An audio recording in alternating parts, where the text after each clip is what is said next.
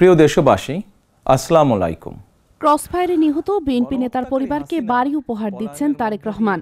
র্যাবের হাতে 2014 সালে ক্রসফায়ারে নিহত বিএনপি নেতা গোলাম রাব্বানীর পরিবারকে বাড়ি উপহার দেওয়ার পাশাপাশি 24-এ ছাত্র জনতার গণ অভ্যুত্থানে শহীদ হওয়া নীলফামারী, পঞ্চগড় ও দিনাজপুরের পরিবারগুলোকে আর্থিক সহায়তা প্রদানের উদ্যোগ নিয়েছেন বিএনপির ভারপ্রাপ্ত চেয়ারম্যান এবং আমরা বিএনপি পরিবারের প্রধান পৃষ্ঠপোষক তারেক রহমান।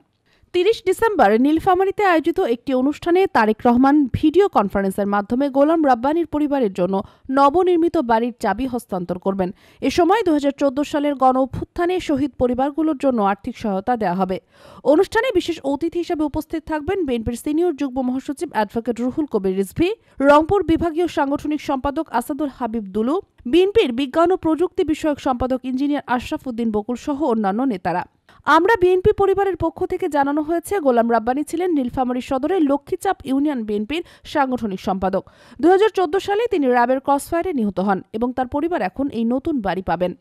এছাড়া 24শে ডিসেম্বর 2014 সালে রাজপথে আন্দোলনরত ছাত্র জনতার গণ অভ্যুত্থানে শহীদ হওয়া নীলফামারীর পঞ্চগড় ও দিনাজপুরের শহীদ পরিবারের প্রতি সমবেদনা জানিয়ে তাদের সহায়তা প্রদান করবে আমরা বিএনপি পরিবার।